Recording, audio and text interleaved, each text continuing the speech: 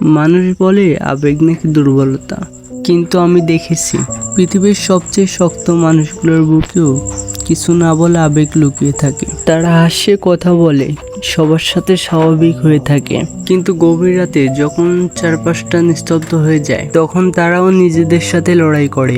কিছু কষ্ট আছে যা কাউকে বলা যায় না, কিছু অভিমান আছে যা প্রকাশ করা যায় না, আর কিছু মানুষ আছে যাদের হারিয়ে ফেললেও তাদের কথা ভোলা যায় না। জীবনের পথে হাঁটতে হাঁটতে আমরা অনেক মুখের পরিচিত হই। কেউ অনেক দিন থাকে, আবার কেউ অনেক বছর, আবার কেউ চলে যাওয়ার পরও মনের ভিতরে থেকে যায় সারা জীবন।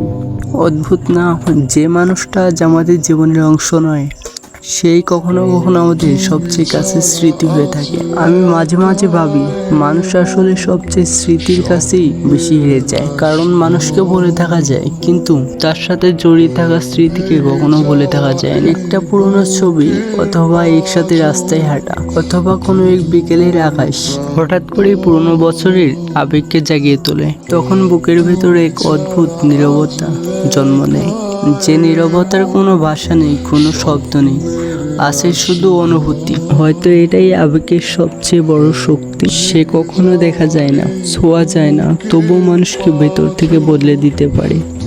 আর তাই আমি আবেগকে দুর্বলতা বলি না, আমি আবেগকে বলি মানুষের হৃদয়ের সবচেয়ে সত্য অংশ।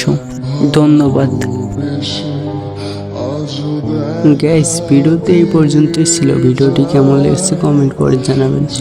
আর এটা আমার নতুন ইউটিউব চ্যানেল, সো সবাই একটু করে সাবস্ক্রাইব করতে বলবেন না যেন। আর আপনারা যদি সাপোর্ট না করেন তাহলে এত কষ্ট করে ভিডিও বানানো তো কোনো প্রশ্নই আসে না। তাই প্লিজ চ্যানেলটাকে একটা সাবস্ক্রাইব করবেন, আর আপনাদের ছোট ভাইয়ের জন্য একটু দোয়া করবেন। ভালো থাকবেন সবাই, আল্লাহ হাফেজ।